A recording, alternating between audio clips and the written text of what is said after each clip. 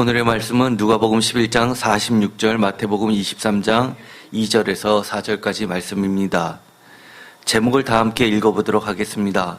화 있을 진저 사 자신은 까딱하지도 않으면서 어려운 짐을 남에게만 지우는 하나님 나라의 사명을 상실한 자여. 아멘. 오늘의 말씀은 매우 짧은 말씀입니다. 그러나 이 짧은 말씀은 마치 격언처럼 돼 있어서 사실은 이해하기 어렵습니다. 그러나 이 말씀은 구약의 여러 가지 본문을 함축적으로 드러내고 있는 아주 중요한 말씀입니다. 누가복음 11장 46절 다 함께 읽어보도록 하겠습니다. 이르시되 화 있을진저 또 너희 율법 교사여 지기 어려운 짐을 사람에게 지우고 너희는 한 손가락도 이 짐에 대지 않는도다. 표준세 번역으로 제가 읽어보겠습니다. 예수께서 말씀하셨다. 그렇다. 너희 율법 교사들에게도 화가 있을 것이다. 너희는 사람들에게 지기 어려운 짐을 지우면서 너희는 스스로 손가락 하나도 그 짐에 대려고 하지 않는다. 이 말씀을 읽어보면 대충은 이해가 됩니다. 특별히 손가락이라는 이 이야기를 통해서 한 손가락도 이 짐에 대지 않으면서 다른 사람에게는 지기 어려운 매우 무거운 짐을 시키기만 하는 사람이라는 것을 알 수 있게 됩니다. 주님은 이런 자들에게 화가 있다고 말씀을 하셨습니다. 사실 이 말씀은 여러 가지 구약의 배경을 가지고 있습니다. 대표적인 것이 손가락과 관련된 이 솔로몬 왕의 아들인 남유다와 북이스라엘을 갈라지게 했던 르호보암 왕과 또 여로보암 백성의 대표인 여로보암 왕과의 사이에 문제를 거론하고 있습니다. 손가락, 우리에게도 손가락이 있죠. 아주 어떻게 보면 간단한 것을 나타내기도 합니다. 그런데 열왕기상 12장 10절을 보면 이렇게 되어 있습니다. 함께 자라난 소년들이 왕께 아뢰어 이르되 이 백성들이 왕께 아뢰기를 왕에 붙이니, 여기서 왕에 붙이는 솔로몬 왕입니다. 우리의 멍에를 무겁게 하였으나, 이것은 솔로몬 왕 때부터 시작된 대건설이었죠. 건축 사업들. 우리가 고대 왕조들에 대해서 보면 이집트를 비롯해서 파라오들, 그리고 또 메소포타미아의 여러 왕들, 이런 사람들이 절대 권력을 가시하기 위해서 대규모의 건축 사업들을 하게 됩니다. 그래서 이 백성들은 매우 그 짐이 무거웠습니다. 그런데 그 아들 때에 가면 이 선왕이 죽게 됨으로써 그 모든 노역에서 풀어질 것을 기대를 했었던 겁니다. 부친이 우리의 멍에를 무겁게 하였으나 왕은 우리를 위하여 가볍게 하라 하였은즉 왕은 대답하기를 내 새끼 손가락이 내 아버지의 허리보다 굵으니 라는 이야기를 합니다. 이 말을 보면 이것이 정말 조언인가? 왕 옆에 있는 참모진의 역할에 따라서 얼마나 폭군이 되기 쉬운가를 알 수 있습니다. 왕이 듣기 좋은 말이었을까 의아할 정도지만 사실 이것은 왕의 권력이 그만큼 강하다는 것을 부추겼던 말입니다. 아버지 솔로몬의 손가락이 아니라 그 아들, 아주 젊은 왕, 르호보암 왕의 손가락이 내 아버지 솔로몬 왕의 허리보다 굵으니라고 이야기합니다. 허리하면 또 생각나는 것이 있죠. 바로 야곱의 허리입니다. 허리는 힘의 근원을 이야기합니다. 이스라엘 사람들이 자신들의 조상의 근원을 이야기할 때 야곱의 허리에서 나왔다라는 표현을 쓸 정도로 허리는 매우 중요합니다. 또 야곱이 하나님과 싸워서 성경에는 천사로 되어 있죠. 그러나 하나님과 싸워서 이 환도뼈가 부러진 것도 사실은 환도뼈지만 이것은 허리의 힘을 이야기합니다. 육정의 모든 힘을 상실하고 나서 하나님의 절대 의존자가 되는 것을 의미합니다. 11절에 이렇게 이야기합니다. 내 아버지께서 너희에게 무거운 멍에를 매게 하였으나 이제는 나는 너희의 멍에를 더욱 무겁게 할지라. 내 아버지는 채찍으로 너희를 징계하였으나 나는 정갈 채찍으로 너희를 징계하리라 하소서. 이 르호보암 왕이 얼마나 이 보좌관들의 이야기를 들었을 때 거부하지 않고 그대로 이야기하는 말이 있습니다. 내 아버지께서 너희에게 무거운 멍에를 매게 하였으나 이제 나는 너희의 멍에를 더욱 무겁게 해서 나는 정갈 채찍으로 너희를 징계한다라고 이야기를 합니다. 사실 이 한마디 말로 인해서 남유다와 북이스라엘은 쪼개지게 되는 사건이 발생하게 됩니다. 그것도 남유다에서는 단 2개 지파, 북이스라엘은 무려 10개 지파가 참여를 하게 됩니다. 그렇다는 이야기는 대부분의 이스라엘은 이 솔로몬부터 시작한 건축 사업에 정말 지긋지긋할 정도로 노역에 얼마나 잔인할 정도로 시달려 왔음을 보이게 됩니다. 이 짐이란 것을 보면은요, 단순히 우리가 무거운 멍에를 생각하기 쉽습니다. 그런데 이 짐, 버든이라는 것은 구약 성경에 상당히 중요한 단어이기도 합니다. 예를 들어서 이 짐이라는 것은 사명이나 쉽게 말해서 오라클을 나타냅니다. 오라클이 뭡니까? 컴퓨터 소프트웨어 업체에서도 오라클이 있죠. 그런데 이 오라클의 원래 뜻은 신탁입니다. 신으로부터 맡게 된 계시를 이야기합니다. 그래서 하나님의 말씀을 맡은 계시, 묵시, 경고 이런 것들을 바로 짐이라고 했습니다. 나훔서 1장 1절에 보면 이 오라클에 해당하는 이 마사라는 말을 제목으로 쓰고 있습니다. 경고나 말씀이나 묵시로 해석을 해놨죠. 나훔서 1장 1절 다 같이 읽겠습니다. 니느웨에 대한 경고 곧 엘고스 사람 나훔의 묵시의 글이라. 아멘. 여기서 경고라는 말도 나오고 묵시라는 말도 나옵니다. 그런데 이 원어를 보면 이렇게 제일 처음에 나오는 말이 이 하마사라고 되어 있어서 영어로 치면 버든에 해당합니다. 이것은 신탁입니다. 원어를 그대로 직역하면 이렇게 되어 있습니다.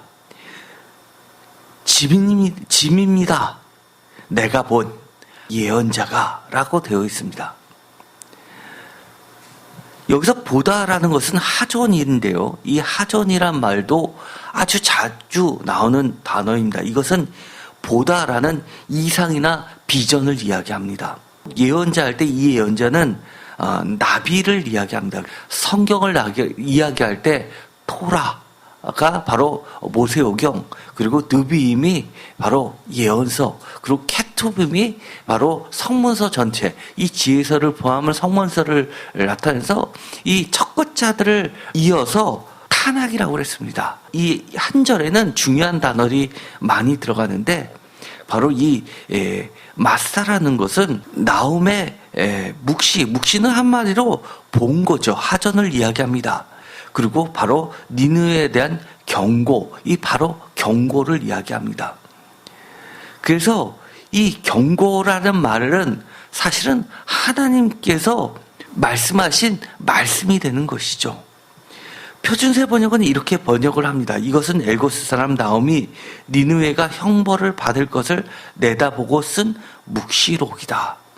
여기 보면 묵시는 바로 이 하전을 이야기하고 묵시는 바로 이 경고, 바로 마사를 이야기하고 내다보는 것은 바로 묵시인 하전을 이야기하는 겁니다.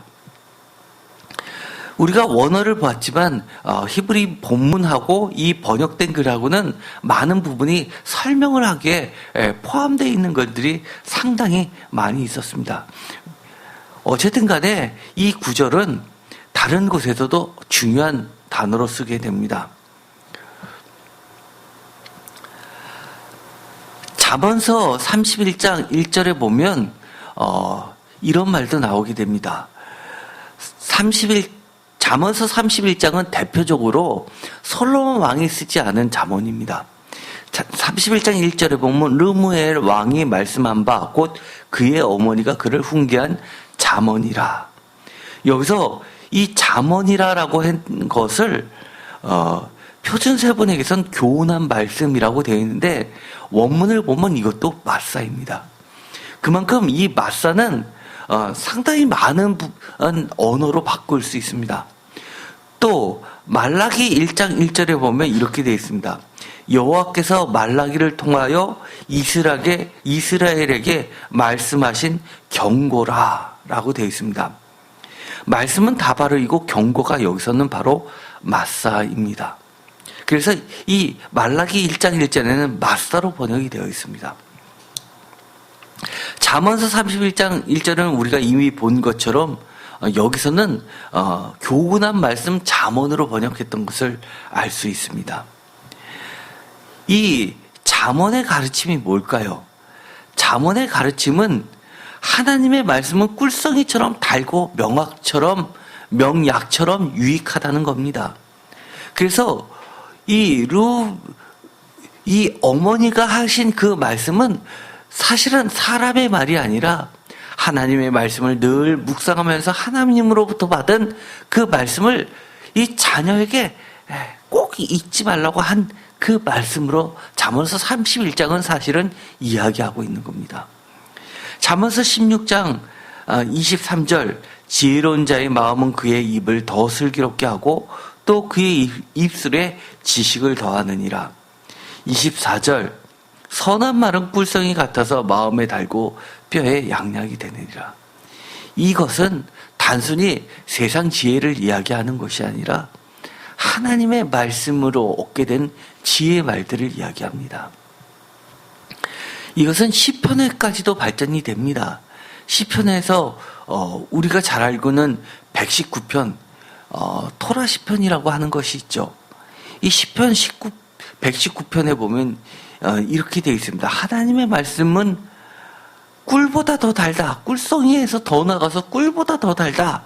그리고 그 말씀을 지키기 위해서 생명을 걸고 지킨다라고 이야기를 합니다. 시편 119편 10절 101절 내가 주의 말씀을 지키려고 발을 금하여 모든 악한 길로 가지 아니하였으며 102편 주께서 나를 가르치셨으므로 내가 주의 규례들에서 떠나지 아니하였나이다. 103편 주의 말씀의 맛이 내게 어찌 그리 단지어 내 입의 꿀보다 더 단이이다. 104절 주의 법도들로 말미암아 내가 명철하게 되었으므로 모두 거짓 행위를 미워하나이다. 이것을 보면 어떤 말씀이 생각나십니까?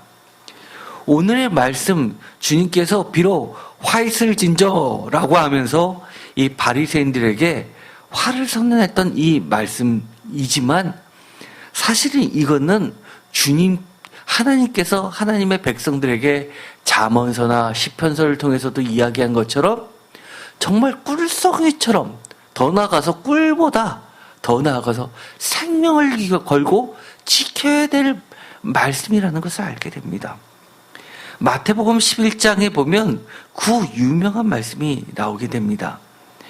마태복음 11장 30절에 보면 이는 내 멍에는 쉽고 내 짐은 가벼움이라 라고 하면서 29절에 나는 마음이 온유하고 겸손하니 나의 멍에를 메고 내게 배우라 그리하면 너희 마음이 쉼을 얻으리라 라고 이야기합니다.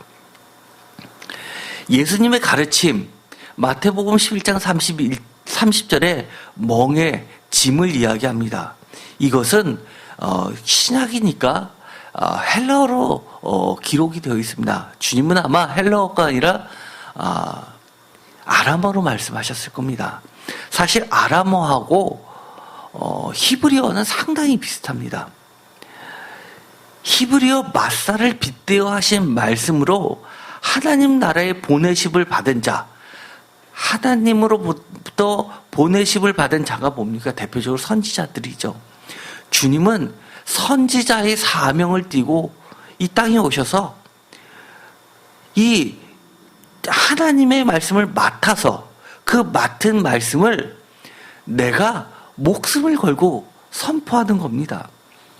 사명으로 맡으신 하나님의 교훈, 명령, 가르침을 말하고 있는 겁니다. 마태복음 11장 28절에 짐 이야기를 똑같이 하고 계십니다. 다 같이 읽겠습니다. 수고하고 무거운 짐진 자들아 다 내게로 오라. 내가 너희를 쉬게 하리라. 아마 이 말씀은 많은 사람들이 아주 좋아하는 말씀 중에 하나일 겁니다. 심지어 제가 전에 평신도로 있었을 때 청년부 부장을 권사 때 맡았습니다. 임원들이 아주 힘들고 지치고 그럴 때 이 이야기를 임원들 회의 시간에 많이 나왔던 말씀입니다. 점점점 임원 생활이 힘들다, 지쳐간다, 완전히 배터리가 닿는 것처럼 정말 머리가 멍해진다라고 하면서 자기 자신들은 이 말씀을 읽으면 많은 은혜가 된다라고 하면서 저한테 읽어줬던 말씀입니다. 그러면서 나는 마음이 온유하고 겸손하니 나의 멍에를 메고 내게 배우라. 그리하면 너희 마음이 쉼을 얻으리라.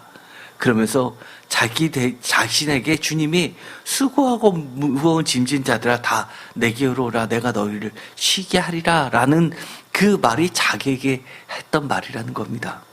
그래서 자기들은 그렇게 하나님의 말씀을 더 열심히 배우게 된다는 겁니다. 그러자 제가 잊지 못하는 순간이 있었습니다. 다른 임원이 이렇게 이야기합니다. 자기는 이 말씀이 그렇게 이해가 안 됐다는 겁니다. 왜요? 주님의 말씀이 가만히 읽으면 읽을수록 그렇게 쉽고 가볍습니까? 주님의 멍에가 정말 쉽고 가벼우면 나의 멍에라고 할 수 있나요? 라고 이야기를 하는 겁니다. 그러면서 도대체 주님의 멍에는 얼마나 쉽고 주님의 짐은 얼마나 가벼운 짐입니까? 라고 물어보는 겁니다. 제가 부장으로서 권사로서 그들에게 뭔가 얘기를 해줘야 되는데 지금 돌이켜보면 그거를 제대로 답변을 못 해줬습니다. 제가 그 당시에 기껏 이야기했던 게 이겁니다. 유대교인들은 얼마나 무거운 규례들이 많았냐. 안식일에 얼마를 짐을 갖고 가면 못하고 지금도 많이들 이야기하는 거죠. 주일날에는 안식일에는 가스레인지 불도 안 킨다. 그리고 전기불도 주일날은 켜지 않기 위해서 심지어 자동 스위치를 달아서 저녁이 되면 자동으로 켜지는 스위치를 달고 산다. 얼마나 그들은 힘이 들고 그러냐. 그러나 얼마나 주님의 말씀은 이 기독교는 얼마나 자유로우냐. 이런 얘기를 했습니다. 학생들의 반응이 어땠을까요? 임원들의 반응이 어땠을까요? 임원들의 반응이 고개를 끄덕끄덕 합니다. 여러분도 수긍이 가십니까? 근데 저는 지금 생각해보면 너무 내가 몰라도 너무 몰랐다는 생각을 합니다. 주님의 짐들 한번 볼까요? 내 이웃을 내 몸과 같이 사랑하라. 이게 쉽습니까? 저는 너무 어렵습니다. 제가 목회를 하면서 가장 힘든 게 뭔지 아십니까? 사랑하는 겁니다.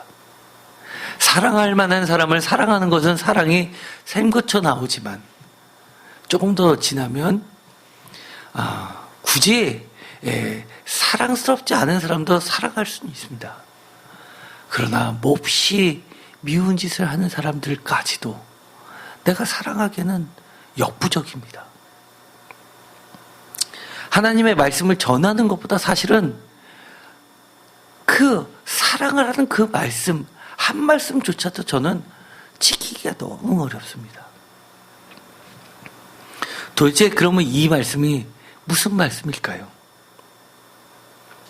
이 말씀은, 이 짐이라는 것은 철저하게 마사 신탁을 이야기합니다. 하나님의 말씀. 수고하고 무거운 짐진 자들아 다 내게로 와. 내가 너희를 쉬게 하리라. 나는 마음이 온유하고 겸손하니 나의 멍에를 메고 내게 배우라. 그러면 너희 마음이 쉼을 얻으리라. 이는 내 멍에는 쉽고 내 짐은 가벼웁니다. 주님의 가르쳐 주신 그 하나님의 신탁과 또 많은 바리새인들과 서기관들이 하나님의 자녀들에게 가르치는 그 신탁과 무엇이 다른가요? 그 하나님의 말씀, 똑같은 하나님의 말씀을 지킬 때 누구는 너무나 지기 어려운 짐인데 누구에게는 아주 지기 쉬운 짐이고 거기서 오히려 짐을 지었는데도 불구하고 안식, 편안함을 느끼고 그리고 자유함을 느끼고 그리고 쉼을, 무거운 짐을 지을 때 고통이 아니라 주님의 그 신탁의 말씀을 지니까 마음의 쉼을 얻게 된다고 이야기합니다. 주님의 교훈은 무엇이었을까요? 주님의 신탁, 주님의 말씀은 한마디로 마음이 온유하고 겸손한 자만이 지을 수 있는 그런 짐입니다.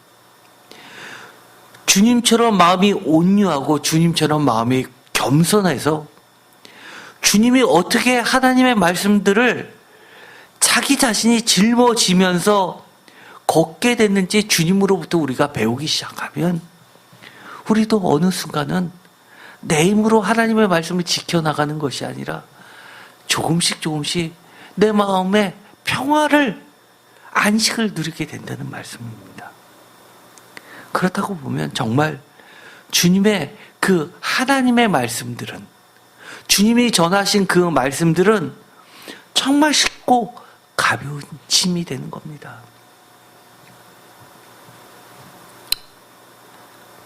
다시 한번 돌이켜 볼까요? 예수 그리스도를 믿는 모두는 주님처럼 사명자라는 말씀입니다. 사명이 뭡니까? 요한계시록 1장 2절에 보면 요한계시록을 다 써내려갈 때 이 장로 요한이 아주 잘 드러낸 말씀이 있습니다. 요한계시록 1장 2절 다 같이 읽겠습니다. 요한은 하나님의 말씀과 예수 그리스도의 증거 곧 자기가 본 것을 다 증언하였느니라. 하나님의 말씀과 예수 그리스도의 증거, 이것이 자기에게 맡겨준 짐이라는 겁니다. 신탁이라는 겁니다. 마사라는 겁니다. 그러면서 이 3절에 이렇게 이야기합니다. 다 같이 읽겠습니다. 이 예언의 말씀을 읽는 자와 듣는 자와 그 가운데서 기록한 것을 지키는 자는 복이 있나니 때가 가까움이라. 이 장로 요한은 이 이야기를 하면서 예언의 말씀을 읽는 자, 듣는 자, 그 기록한 것을 지키는 자에게 복이 있다라고 하면서 이것을 읽고 듣고 지킬 수 있는 곳, 가장 결정적인 이야기, 때가 가깝다라고 이야기를 합니다. 우리가 아무리 공부 안 해도 공부하는 때가 있습니다. 언제일까요? 대부분의 학생들은 시험 전날은 공부합니다. 때가 가까우기 때문에 우리는 할 수 있는 겁니다. 아마 여러분들께 주님은 여러분 살아계실 때는 절대 오지 않아요. 아마 지금 2000년이 흘렀으니까 아마 2000년 후에 아마 오실 겁니다. 라고 한다면 그 누가 정말 생명을 걸고 목숨을 걸고 지킬 사람이 여기 몇이나 있겠습니까? 그러나 지구의 종말은 오지 않더라도 나의 종말은 오늘 당장이라도 찾아올 수 있는 겁니다. 때, 많은 사람들과 관련된 때가 무슨 소용이 있겠습니까? 나와 하나님과, 나와 주님과 관련된 때가 나한테는 중요한 거 아닙니까? 하나님의 말씀을, 예수님의 말씀을 듣고 배우고 있는 자의 사명, 이것은 지킴으로 하나님 나라의 백성으로서 천국을 이루는 겁니다. 지키지 않는 자는 복이 없습니다. 반면에 하나님의 말씀을 맡은 자의 사명도 이야기를 하고 있죠. 하나님의 말씀을 본 대로 증거하고 들은 대로 전하며 또 하나님께서, 예수님께서 가르쳐 주신 대로 나도 가르치면서 자신도 말씀대로 살아가면서 하나님의 나라를 완성시키는 사명입니다. 이렇다면 하나님의 말씀을 맡은 자도 사명자이고 또 그 사명자로부터 말씀을 듣고 배우고 있는 자도 사실은 사명자입니다. 우리 누구나 사명자입니다. 여기서 단 한 명도 결코 예외가 될 수 없다는 것을 반드시 기억하십시오. 주님의 말씀을 다시 한번 읽어볼까요? 마태복음 11장 28절부터 다 같이 읽겠습니다. 수고하고 무거운 짐짐자들아 다 내게로 오라. 내가 너희를 쉬게 하리라. 나는 마음이 온유하고 겸손하니 나의 멍에를 메고 내게 배우라. 그리하면 너희 마음이 쉼을 얻으리라. 이는 내 멍에는 쉽고 내 짐은 가벼움이라 하시니라. 우리 누구나 사명자로서 주님이 말씀하신 그 짐을 우리도 지어야 됩니다. 내가 지지 않으면서 남에게만 너 지어라고 한다면 그 자는 오늘 우리에게 주신 이 말씀 가운데 있는 자입니다. 누가복음 11장 오늘의 말씀 46절 다 같이 읽겠습니다. 이르시되 화 있을진저 또 너희 율법 교사여 지기 어려운 짐을 사람에게 지우고 너희는 한 손가락도 이 짐에 대지 않는도다. 여기서 또 너희 율법 교사여 라고 이야기하지만 사실은 표준 세번역에서는 이 부분을 또라고 하지 않고 이것을 율법 교사 뒤에다 붙입니다. 표준 세번역으로 한번 읽어볼까요? 예수께서 말씀하셨다. 그렇다 너희 율법 교사들에게도 화가 있을 것이다. 이 이야기는 율법 교사에게만 이야기한 것이 아니라 다른 모든 사람에게도 이야기를 하는 겁니다. 개역개정은 또 너희 율법 교사여 라고 하면서 율법 교사에게 계속 얘기하는 것처럼 나오지만 이 표준 세번역대로 하면 이 말씀을 듣고 따르고 해야 될 모든 사람들에게도 해당하는 것이라 할 수 있습니다. 우리는 사명자입니까? 제가 여러분들한테 묻고 싶습니까? 묻고 싶습니다. 여러분은 사명자입니까? 저는 분명히 사명자입니다.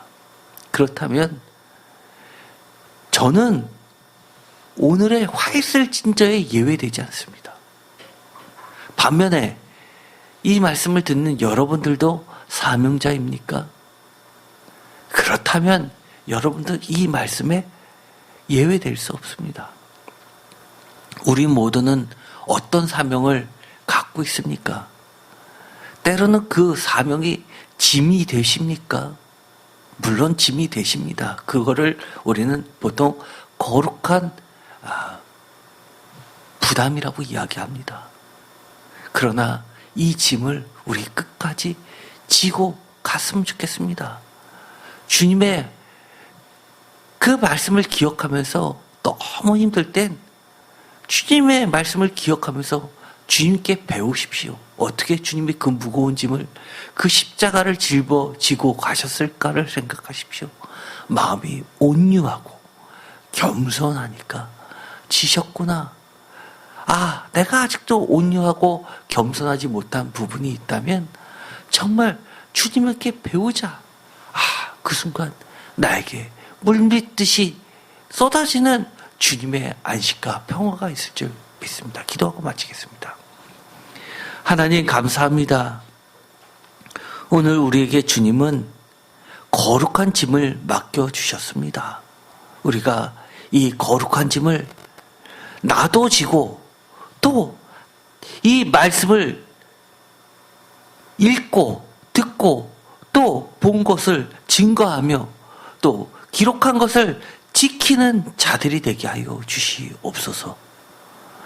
우리의 이 짐을 무겁다고 내려놓지 않게 하시고 하나님의 말씀을 그 지혜의 말씀을 꿀송이보다 더 달고 생명처럼 지켜나가게 하여 주시옵소서. 주님이 약속하신 그 복을 우리가 모두 누리게 하여 주시옵소서. 예수 그리스도의 이름으로 기도드렸습니다. 아멘.